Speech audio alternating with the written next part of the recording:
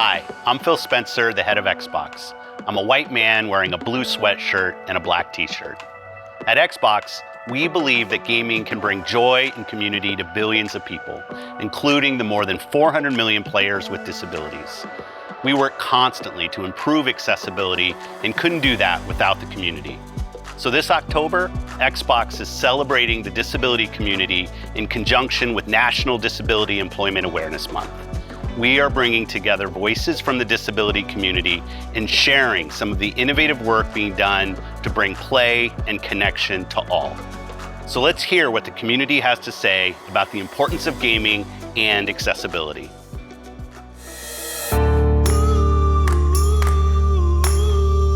The first time I played a game that was accessible to my needs, I felt free.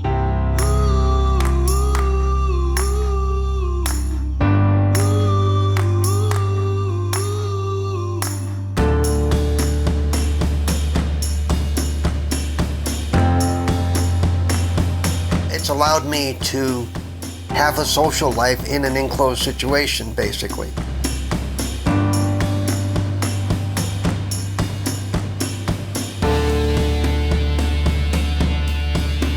We're working together across so many different disabilities and needs to find those solutions.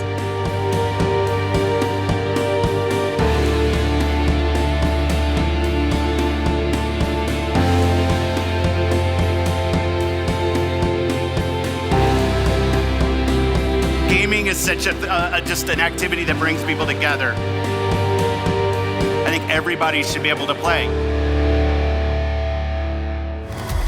Welcome, everyone. My name is Morgan Baker, a games accessibility specialist and designer. And I'm a white woman with brown hair, round glasses, and a green sweater, accompanied by my 2 sign language interpreters today.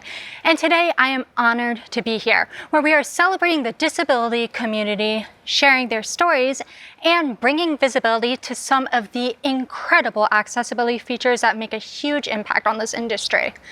We have a pretty jam-packed session today of new features, previews of what is coming next, and stories from the community.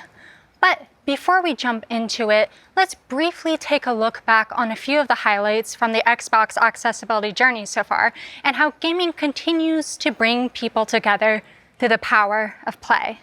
Back in 2010, Kinect was launched with motion sensing to bring control of video games through the body and the voice, where you were the controller, pushing the bounds of inclusive gaming while at the same time making the industry ask, how can we include gamers who aren't used to using this motion sensing tech or a standard controller? It was a new way to connect through gaming. Fast forward to 2018 when the Xbox Adaptive Controller released. Grounded in the concepts of inclusive design and by partnering with the community to create this hardware, the ZAC opened more doors to gamers with mobility disabilities to play and connect with their friends and family. This in turn spawned deeper questions from the developer community of what it really means to be accessible in gaming, resulting in resources like the Xbox Accessibility Guidelines. And it resulted in more accessibility features, including Copilot, which enables 2 controllers to function as one, proving to be helpful to anyone who needs more than just the standard setup. We have even seen an expansion on the scope of what accessibility means, creating features for players with or without disabilities. A fantastic example of this would be the game Grounded. And no worries, we are not showing any spiders today. I don't want to see them either. But in Grounded, players are given a prompt about the game's arachnophobia safe mode, which essentially changes the number of eyes and legs to make them not so scary. These innovations are critical steps and have made it so that gaming can occur at the global scale for anyone who wants to play, even during the middle of the pandemic. Just look at the Special Olympics last year, where they kicked off the 2020 Gaming with Inclusion event. Gaming really does come down to the joy and community of play, connecting with friends, family, and other gamers from all around the world. And it really starts with finding the next game you'll love and can't stop playing, watching, or talking about. But up to this point, finding the game that meets your individual needs hasn't always been easy.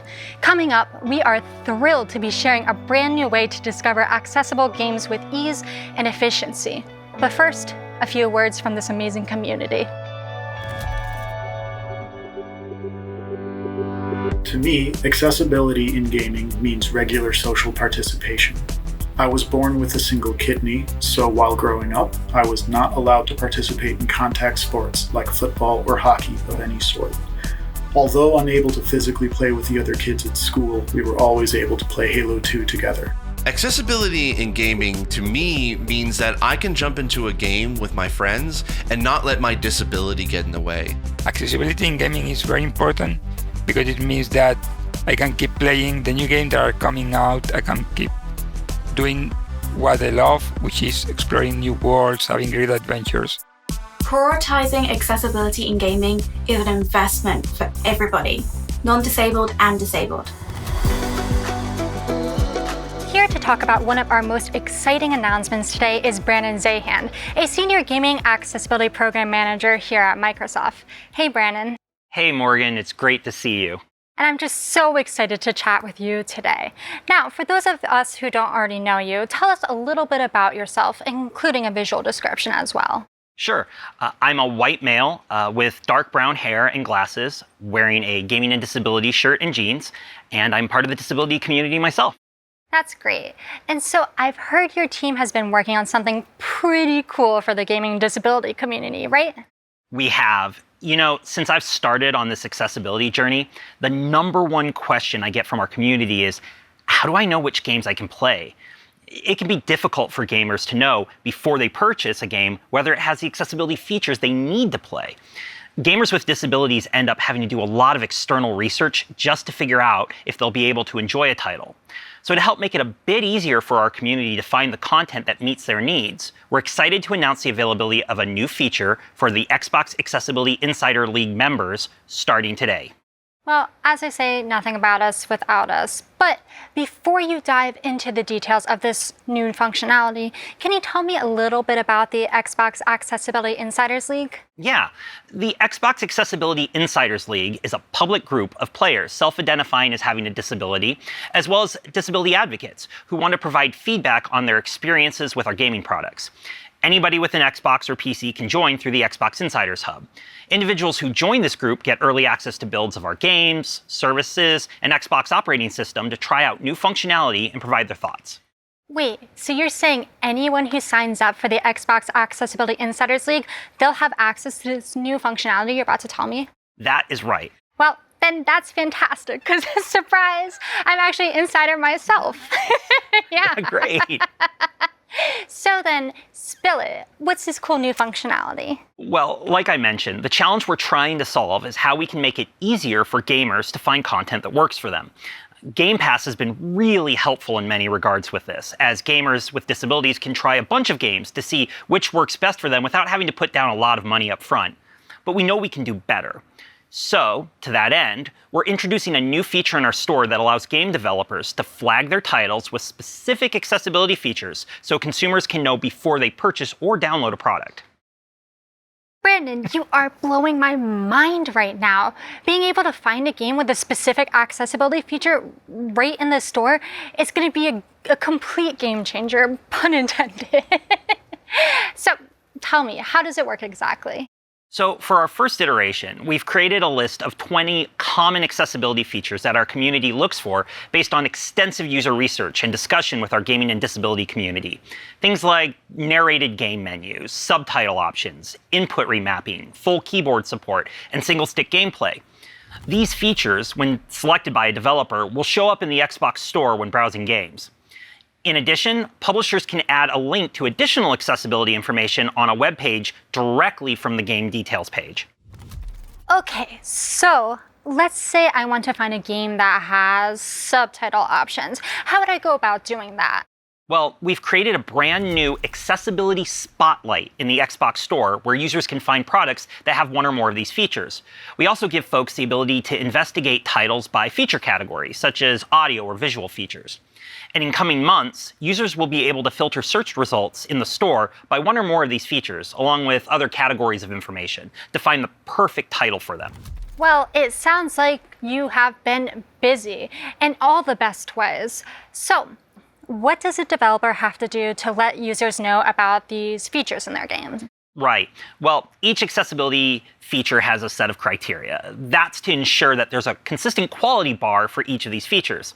As an example, there are many games out there that have button remapping features. But for games to say they have the input remapping feature in our stores, there's criteria about not just allowing buttons to be swapped, but also allowing both the X and Y axis for certain input to be inverted, which is really important for many of our gamers. Right, that's cool. So, what's next then? How can I try this out? Well, this program has been built on an incredible amount of feedback from both our gaming and disability community as well as developers on our platform. But there's nothing really quite like getting something into people's hands to try out. So this month, we'll be collecting additional feedback from our members of our Xbox Accessibility Insiders League. Once we feel like we're good to go, we'll release the capability to everyone who uses Xbox. But we don't plan to stop there. We know there are other accessibility features our community would like to see developers be able to indicate. We're going to continue investigating those. For example, a feature we're still investigating is one for closed captions. We couldn't get that in this go around because we still need additional community feedback to figure out the best criteria to use for that. However, in a future revision, we hope to add that as well as others, while ensuring we don't put in so many that it becomes confusing. Finally, we're working to expose these features in more than just our store experiences. As an example, while this information is currently available on the Xbox Store, it will also begin to show up on Xbox.com and in the Xbox and Game Pass apps in the coming months. Wow, that is quite the roadmap, and I'm very excited for your team's journey as y'all continue to hash out this feature and, of course, involve the community's feedback. Brannon, thank you so much for taking the time to chat with me today about this exciting new tool. Any last thoughts you'd like to share with us? Yeah, just an ask to folks to go join the Xbox Accessibility Insiders League and try out this functionality. Oh, and also please fill out our surveys about the program in the Xbox Insider Hub to let us know what you think and how we can improve. That sounds super. And as an insider myself, I'm genuinely pretty pumped to give it a try later today. Thanks, Brannon, and take care. Thank you, Morgan. Oftentimes, when people think about gaming, their first thought is play. Now, Minecraft Education Edition has taken it to a whole new level by including gaming as part of the job interview process. Let's go ahead and check out how gaming is forging new paths to increase the number of people with disabilities in the workplace.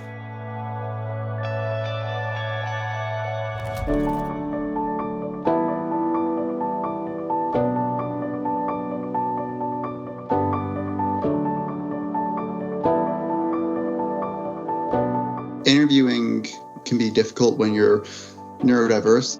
And for me, being on the autism spectrum, I had really struggled with this insecurity when it came to jobs and applying to them. When you've been pushed back again and again and again, it wears you down. It is difficult for some people to accurately convey their skills and abilities in a traditional interview format. Every aspect of the Microsoft Neurodiversity hiring program has been designed to help our candidates be successful. Our program spans over the course of 4 days to help set them up for success in their final round interviews. Using Minecraft, we're able to really see that talent for all that it is and make decisions based on absolute skill. The Minecraft thing was unexpected. I didn't know what was coming. And it was a really happy change of pace. It was surprisingly interactive. It felt a lot more personal. We use Minecraft to identify teamwork and collaboration skills. And as they navigate through this world, they go through different challenges to showcase how well you're working as a team, how well you're communicating with each other. It's a C7, so we need someone on H4 for question 2. The Minecraft experience provides people an opportunity to show their skills and abilities. Yellow one on the very top right. To the left of that one, put a yellow block. They can choose to communicate through the text feature, or they can communicate over the Teams chat that we're using. They can choose to have their cameras off or on. It's really up to each individual and their comfort level. You weren't worrying about the interview. You were just having fun and interacting and solving problems and doing more what you'd expect from a job. A job isn't terrifying every day. And we find the experience really helps highlight different thinking styles and different communication styles. Some of our more quiet candidates who don't say much during our hiring events are the first to participate and be guiding others, whether it's with how to use the controls if they're not very familiar with Minecraft, or they're reading the challenges that they come up to. Candidates are able to come out of that experience feeling like they're able to represent who they really are and bring their authentic self to a set of problems with a group of people. I wanted to work for Microsoft because it was a company that saw that there was a group of people who had these great talents that were just being pushed by the wayside. We know that the combined knowledge and experience of many people, many different forms of thinking, will be ultimately the best result. If we hire neurodiverse talent, if we hire talent with disabilities, we're bringing not just their skills in whatever discipline they may be, we're also bringing their incredible insights and strengths as individuals with disabilities. Being able to be yourself is the most important thing that anybody can give you. And so having, again, the opportunity to have somebody say to you, like, you be who you are, you do things the way you need to do them, and we're going to work with that, is life-changing. That's the core nugget of this program that is unique, but I hope spreads and scales to every other hiring process around the world.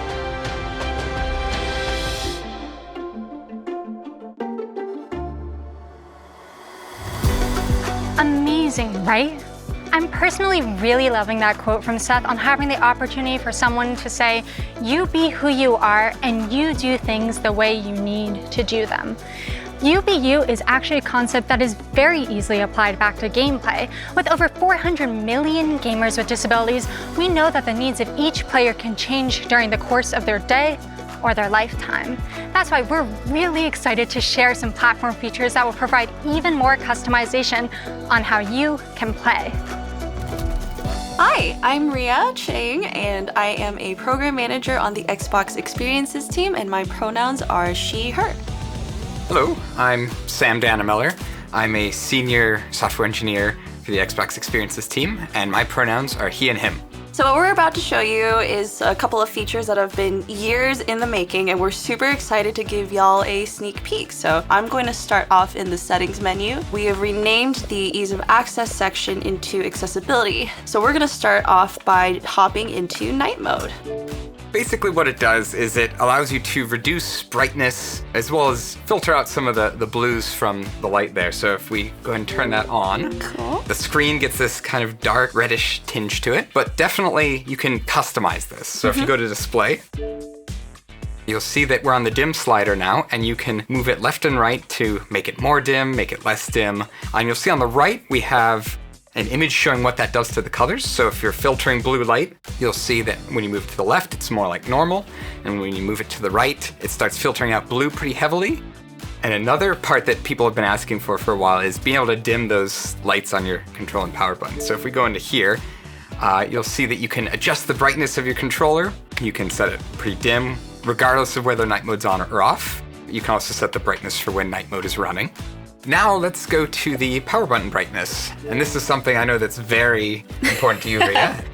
Yeah, I am very excited about the ability to not just change the default brightness of the console's Xbox button, but also the brightness for night mode. As much as I love the Xbox logo, I don't really want to see it in the dark room when I'm trying to watch a movie in all of its beautiful bright glory. So I'm very excited for this feature. Last part here is that you can set a schedule to your night mode. You can set it to sunrise or sunset times. You can also pick a custom time for it to turn on and off. Yeah. All right, cool. We're gonna hop back out of here and talk about color filters, which are also towards the bottom of the new accessibility menu. We have a couple of correction types for different kinds of color weakness, so deuteranopia, protanopia, and tritanopia, as well as a couple of sliders to allow users to really adjust those filters to their own preferences. And then the last thing we're gonna talk about is quick settings. All right, we're in the guide now, we're on the dash. And if you go to our feature quick settings with the view button on the controller, you'll see that everything we've talked about today is in this menu. You can quickly toggle them on and off. You'll see that you can do that to color filters, high contrast, as well as controller remapping. And you can fine tune any of these with that little gear icon to change the various customizations. Awesome. On behalf of the rest of the Experiences team, Xbox Accessibility, Xbox Research and Design, and the Windows team, we can't wait for you to get your hands on this so you can customize the experience to your gaming needs. Thank you. Thanks. Bye, everyone. I'm joined now by Kaitlyn Jones, a program manager on the Gaming Accessibility team. She is here to explain to us how Xbox is supporting game creators with a commitment to breaking down barriers in accessibility. Kaitlyn, thank you so much for joining us today. Could you tell us a little bit about yourself, including a visual description? Thanks, Morgan. It's great to be here. I'm Kaitlyn Jones. I use she, her pronouns, and I'm a white female wearing a brown sweater, and I have long blondish hair. Great. Now, we've seen this shift in the industry over the past couple years to make games more accessible. How is Xbox using its influence to encourage and help developers include accessibility in the development process? Absolutely. At the end of the day, gaming starts with creating, and we want to provide developers with the resources needed to better understand what game accessibility is and how to actually develop and create accessible experiences from the technical side of things. Right, that totally makes sense to me. And what kind of resources are out there right now to help developers better understand games accessibility? Over the past few years, several resources have been shared, including the Xbox Accessibility Guidelines, a resource that is essentially a set of gaming accessibility best practices for developers and designers. And it includes scoping questions for each of these game areas, implementation guidelines and examples, and the personas that are impacted by this best practice. We also have the Microsoft Gaming Accessibility Testing Service, which is a service that provides validation for titles against the Xbox Accessibility Guidelines, and the Gaming and Disability Player Experience Guide, which introduces commonly posed barriers and facilitators for players with disabilities. Wow, these are such great resources to start with, and truth time, I immediately use some of these resources almost every day myself as a game designer. But how are we making it easier for developers to find these resources? That's an awesome question and allows me to share the next step on our journey to help developers with a pre-announce that these resources will be more prominently included in the Gaming Development Kit, which is now consolidated into a single place, and all of this will be launching in the next GDK release. Love that. Games accessibility really is its own field, and it's super awesome that y'all have taken the time to compile all these different resources together. So I do wonder, when it comes to learning, it's kind of hard to know whether or not we're on the right track. How are you helping others in the industry to better understand the space and prove out their knowledge, so to speak? Great question. Today we're also excited to announce that later this month, Xbox will be launching a new Gaming Accessibility Fundamentals learning path. And this is a free learning path on MS Learn to prove out your knowledge of game accessibility. The learning path will introduce a series of different modules that provide an introduction to the gaming and disability community, how to collaborate with the disability community, an overview of the common gaming assistive technologies that players may use, and best practices for game titles, platforms, and gaming hardware as well.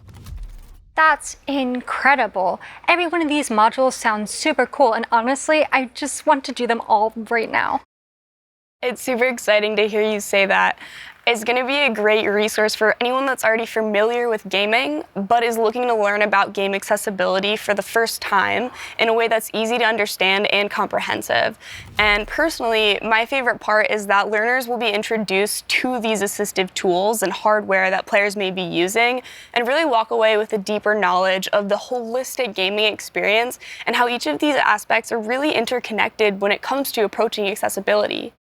Well, I agree that accessibility is a broad field that can really take time to become an expert in. And I feel like every day I learn something new about games accessibility myself. It is great to see these resources being made available to people all across the industry. So when and where can the community get access to this? Please tell me it's soon. Be on the lookout for the official launch later this month on the MS Learn platform. Well, now I'm all excited. Can't wait to get my Gaming Accessibility Fundamentals badge soon. Thanks so much for joining us today, Kaitlyn. Thanks for having me. Now we're going to shift gears a bit and showcase how accessibility features like Copilot bring the power of connection and play within games themselves.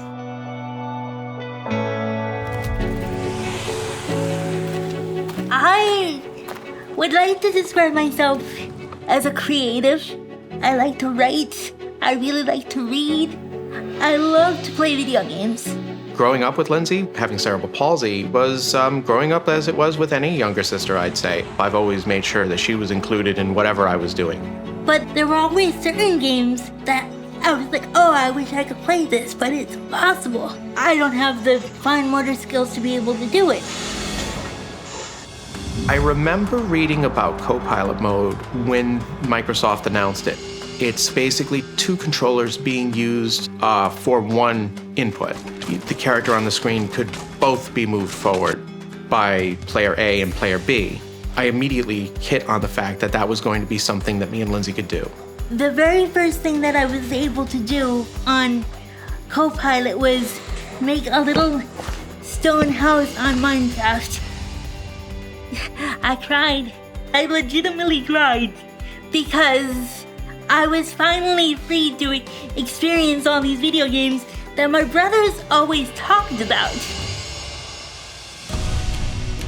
Xbox was the only place Lindsay could have had that experience.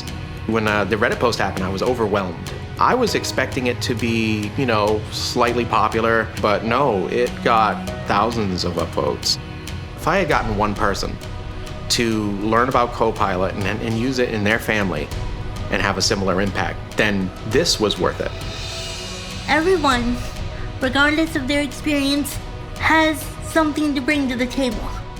My dream for the future is a future where things like Copilot, it isn't big news because it's everywhere.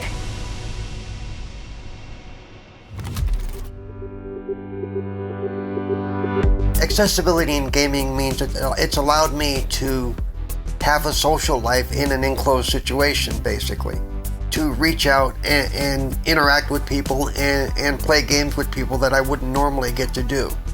And that's a very special feeling for me, and it stopped me from feeling so lonely and alone. Accessibility in gaming means leveling the playing field so everybody can play together.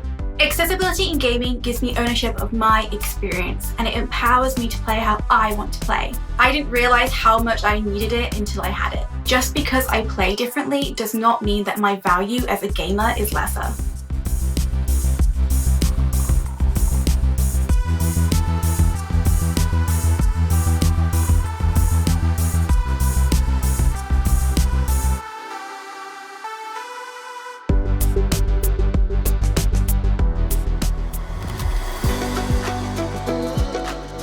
Introduce Paige Johnson, the UX UI producer at 343 Industries. She's in charge of tackling accessibility for Halo Infinite. Welcome, Paige. Hi, Morgan. It's great to be here.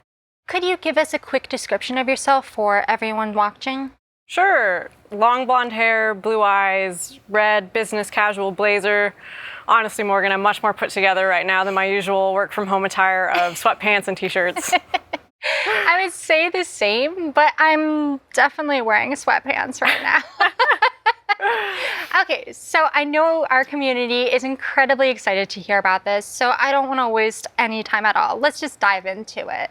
How has 343 Industries approached accessibility as it's been developing Halo Infinite? 343 has always been incredibly passionate about our community, but with Halo Infinite, we wanted to make sure that we were being inclusive when thinking about who else can be part of that community. That includes players who have never played a Halo game before, as well as those who have struggled to play due to barriers that haven't previously been accounted for. We knew we needed to be intentional about including the gaming and disability community so that we weren't being unintentionally exclusive. We've partnered closely with Xbox User Research and the Microsoft Gaming Accessibility team to reach out to gamers with disabilities and get their feedback through avenues like user studies and panels to learn more about their experience with the game. The feedback we've received has been amazing. Both the positive and the constructive feedback has helped us make the game better, not just for those with disabilities, but for all of our players. Also, I have to say it's been incredible to see how much passion there is for this topic, both in our studio and in the community. It sounds like y'all have been taking the right steps, and I'm very happy to know we've got some great inclusive gaming champions over at 343. So, what does this all mean for gamers with disabilities this December 8th when Halo Infinite launches? There are a lot of improvements from previous games. For example, our subtitle system. Players can change font size, adjust the background opacity, enable color coding of dialogue per speaker, and they can choose whether they want subtitles for all gameplay or just narrative cinematic moments. And unlike previous Halo games, our subtitles are on by default. That is awesome. And as a deaf gamer, I really appreciate those extensive subtitles options. A dev team truly after my own heart. So what other accessibility features will we see in Halo Infinite? Along with adjusting subtitle size, you can also change the text size of all text in the game. We've also added a menu narration feature with adjustable narration speed and volume for those who commonly utilize screen readers. We've added a mode called linear navigation that lets users navigate through the UI without needing to visually see how controls are positioned on screen. And also for low vision users, we've added HUD opacity adjustments to make elements more visible. Well, how handy is that? That's super cool. And for players with color blindness, we've included the option of changing the friendly and enemy colors so that we have more options than just red versus blue. Even if you're not colorblind and you find that different colors pop more or you just want more customization, I think these are really good for player choice. Wow, well actually my partner is very colorblind. Reds and greens look identical to him, and as two big Halo fans, I'm sure he's really going to appreciate this. Is there more? What else does Halo Infinite include? For sound, our audio team has done an awesome job with 3D spatial audio and allowing players to have controls over their sound experience with different volume sliders for a variety of types of sounds. There's new text-to-speech and speech-to-text options for players who want to participate in voice chat and either need to send synthesized text or receive voice chat as synthesized text. Moving to controls, we have a ton of customizability for both controller and keyboard and mouse as far as being able to rebind keys, adjust sensitivity, and change to taps and toggles versus holds. You can set whether or not to automatically clamber up onto a ledge that you're near. We've also added movement-assisted steering, which lets you use additional controls to help steer wheeled vehicles rather than just the classic look-to-steer mechanic. That's so cool, and that's really a lot of great stuff. And it's really nice to see how y'all have been thinking about accessibility just all across the board. Okay, so I know that this is a tough question, maybe nearly impossible, but if you had to pick your favorite feature of the bunch, what would it be?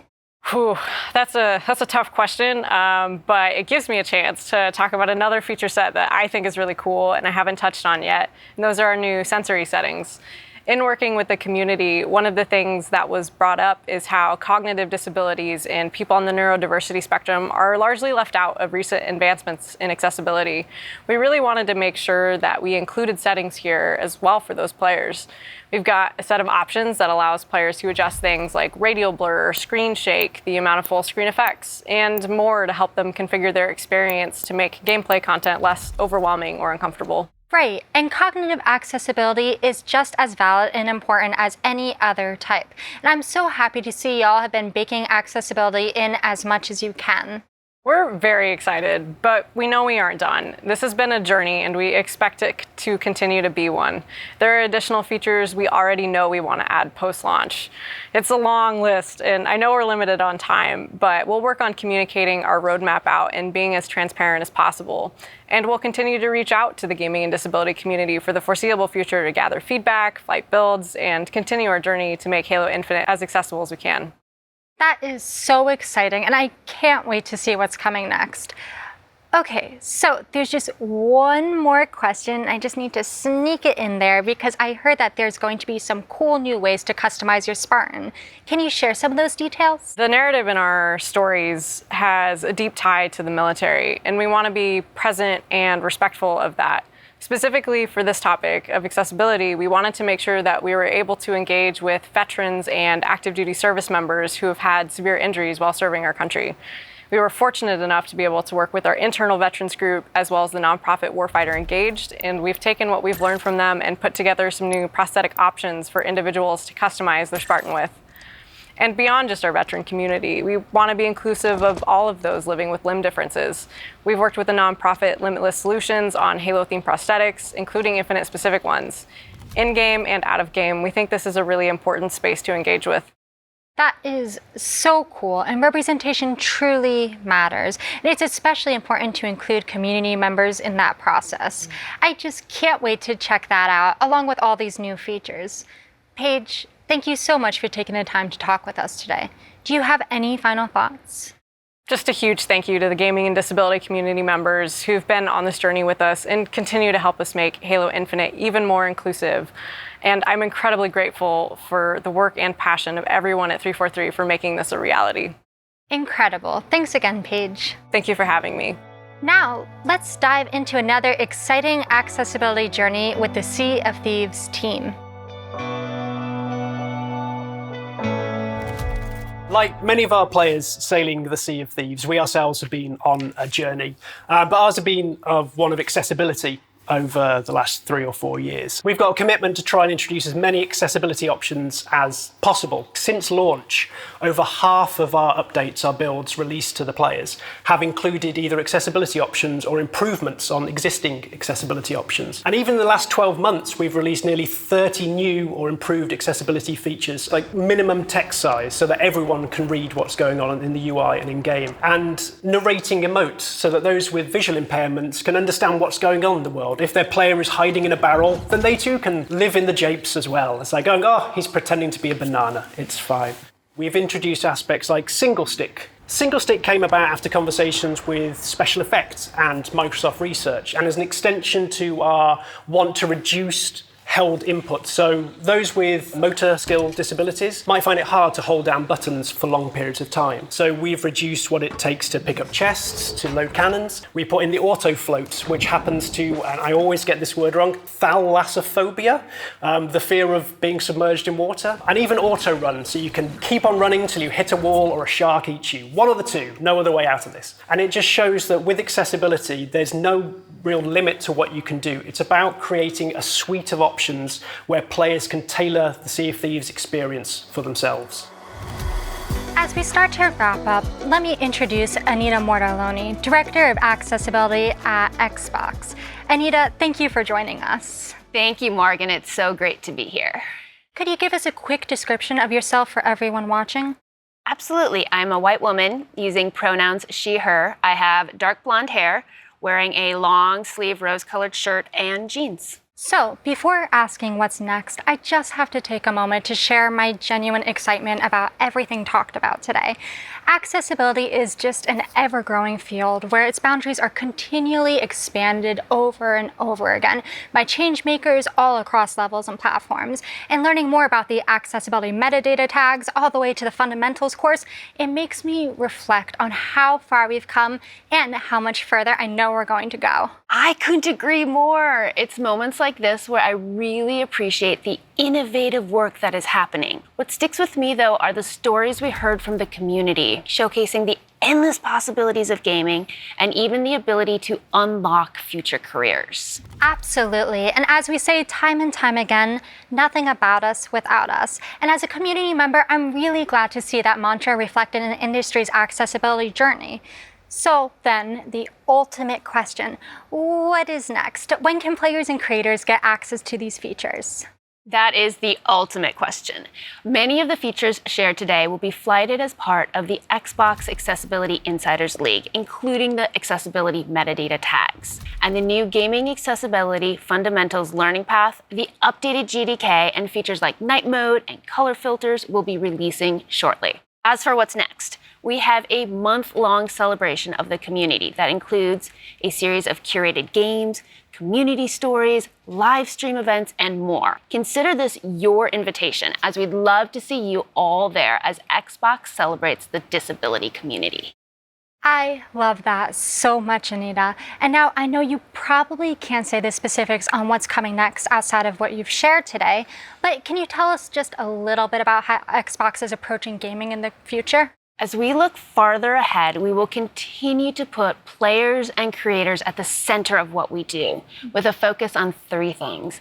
First, creating a community that is welcoming, where players can come as they are, feel safe and included. Second, building out even more accessibility features, allowing further customization of your experience. And last, making it easier to include accessibility by providing accessibility resources. Ultimately, we want to make it easier for everyone to find the next game that they will love and can play, while sharing the joy of play and creation.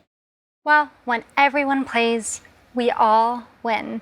Thank you for joining us, Anita. Thank you, Morgan. I just can't emphasize how vital this community is in making this all possible. So now let's hear more from you.